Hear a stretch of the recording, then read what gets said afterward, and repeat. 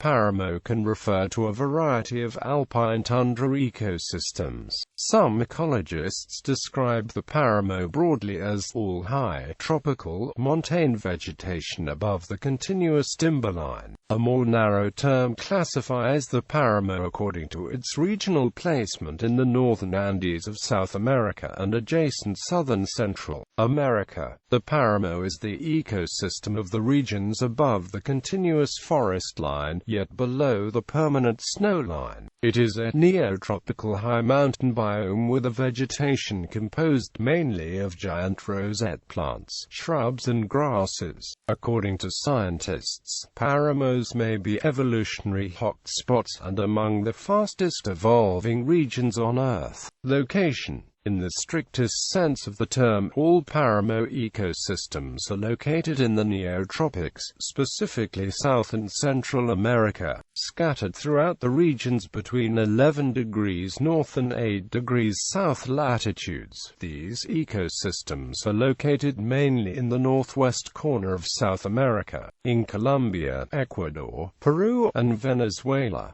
In Venezuela, the Páramo occurs in the Cordillera de Mérida. Páramo ecosystems are also found in the Sierra Nevada de Santa Marta in Colombia, and in the regions of Huehuetenango and El Quiché of Guatemala in the Sierra de los Catumacanes. The Cordillera de Talamanca of Costa Rica and the westernmost part of Panama has Páramo. In northern Ecuador, the Guandera Biological Station is a fairly undisturbed Páramo ecosystem. The majority of the Páramo ecosystems occur in the Colombian Andes. The Sumapaz in the Altiplano Cundiboyacense mountain range of Colombia is the largest Páramo in the world. This region was declared a National Park of Colombia in 1977 because of its importance as a biodiversity hotspot and main source of water for the most densely populated area of the country, the Bogotá Savanna. The 5.7-square kilometer Páramo Wildlife Refuge Park in the San Jose province of Costa Rica protects tropical forest areas in the high elevations of the Talamanca Mountains. Cotopaxi National Park contains 329.9 square kilometers of protected land in the Cotopaxi province of Ecuador. Much of this park is Páramo.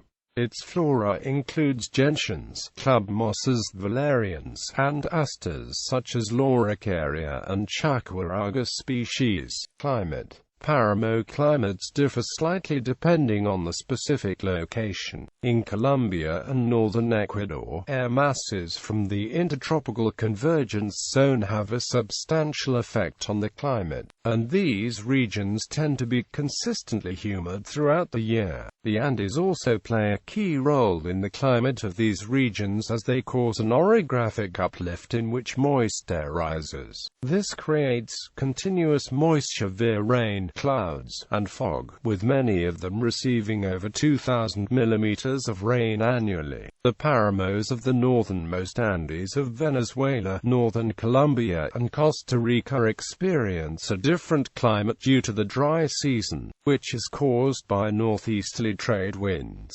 Southern Ecuador and northern Peru experience the most severe dryness as they are influenced by an air mass from the Amazon basin, which releases its moisture on the eastern slopes, as well as another air mass from the west that is influenced by the Humboldt Current. Overall, Páramo climates are known for the daily fluctuations in temperature and humidity. While they are generally cold and humid ecosystems, they often undergo a sudden and drastic change in weather in which they fluctuate between temperatures from below freezing to as high as 30 degrees Celsius. This oscillation often results in a daily freeze and thaw cycle, sometimes described as summer every day and winter every night. Mean annual temperatures of Páramo ecosystems range from 2 degrees Celsius to 10 degrees Celsius, with increasingly colder temperatures at higher latitudes. Soils in Páramo ecosystems vary, but most are young and partially weathered. The soil has a relatively relatively low pH because of an abundance of moisture and organic content. Organic content, even within disturbed sites, averages very high, which contributes to water retention in the soil. During cold and wet weather, there are few nutrients available and productivity is very low in Páramo soils. Soils in Páramo ecosystems have changed because of human activity, especially due to burning vegetation to clear land for grazing. Soils in the South Ecuadorian Páramo are characterized broadly into andesols, inceptisols, histosols, intisols, and mollisols. Recently, there has been an increase in andesol soils, largely due to more volcanic activity. These soils have a very high water retention rate, which contributes to the rise in cultivation and differential land use. This water supply stored in the soil in the higher elevation Páramo in the Andes becomes the water supply for Andean settlements in lower altitudes.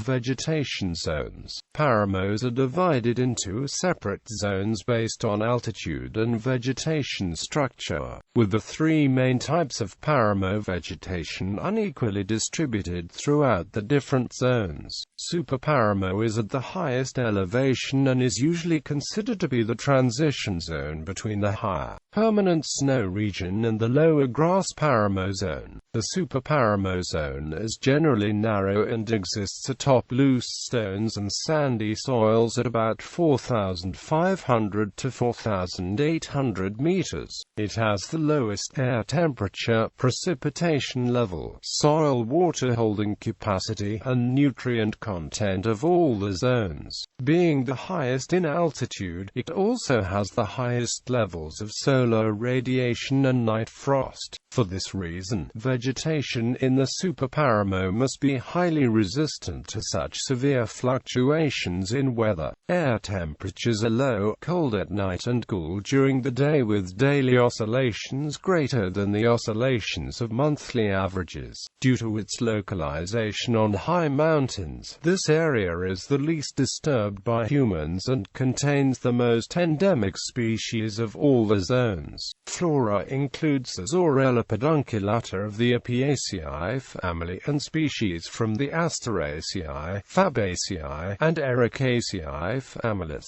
The most broadly described zone is the grass Páramo. Grass Páramos cover large areas of mountain ranges, while others are limited to small areas on slopes and summits of very high mountains. The term Páramo is sometimes used to refer to this specific type. It has continuous vegetation and plant cover with a yellowish to olive-brown look due to the combination of dead and living grasses. The grass Páramo extends from approximately 3,500 to 4,100 meters, and is composed of mostly tussock grasses and bunch grasses. Grasses of the Calamagrostis and Festuca genera tend to dominate this zone. Other common vegetation includes large and small shrubs, stunted trees, cushion plants, herbs, and rosette plants. While these are the dominant species, grass Páramos can also contain tall and short grass communities, including herbaceous and woody vegetation. Due to its easier access and high levels of grass, this zone is more impacted by humans and suffers from both burning and grazing activities.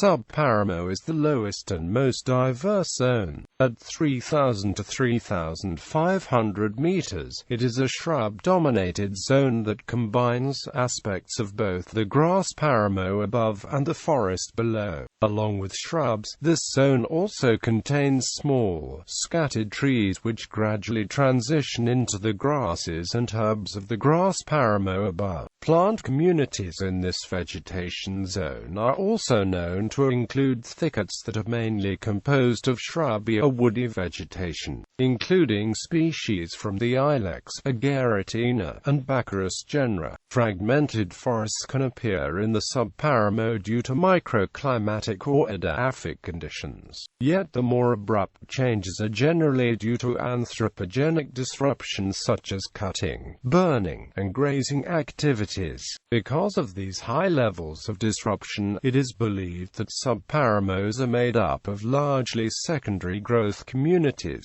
The high levels of disruption also make this zone particularly difficult to define, as humans typically extend and expand the zone for their own purposes, sometimes over hundreds of thousands of years. This has altered forest lines, are often lowering them by several hundred meters, which has also affected the zoning habitats for many animals. Fauna. The vegetation of the Páramo provides shelter and habitat for a variety of mammals, birds, insects, amphibians, and reptiles. Some animals commonly found in Páramo ecosystems include the Andean fox, the white-tailed deer, and the spectacled bear, which occasionally forages in the high Páramo for its favored food. Bromeliads. Invertebrates such as grasshoppers, cockroaches, beetles, and flies are found in the sub-Páramo. Amphibians have been well documented in Páramo ecosystems,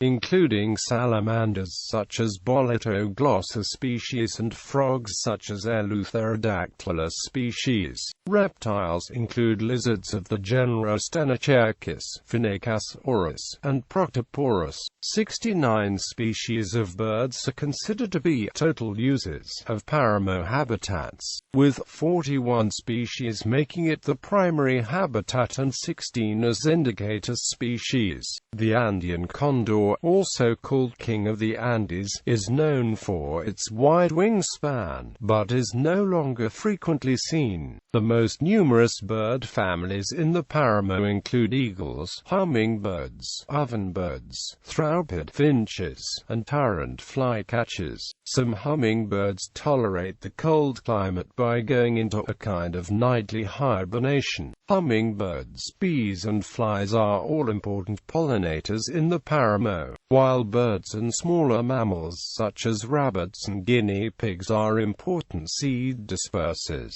Many of the larger mammals of the Páramo are rare due to hunting.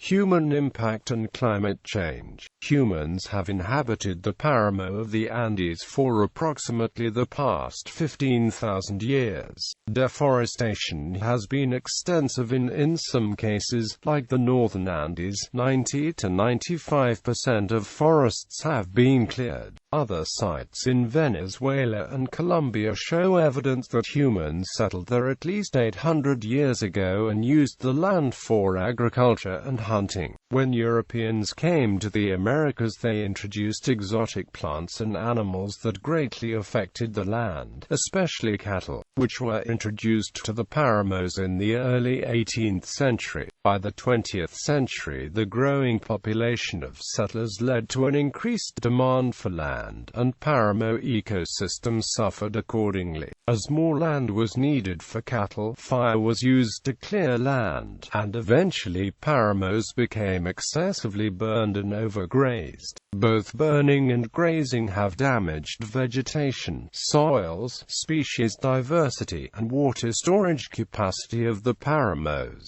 In burned and disturbed sites that were studied in the Andes, the pH and phosphorus concentration in the soil are higher than in non-burned sites. Climate change is becoming an increasingly pressing issue for Páramo ecosystems.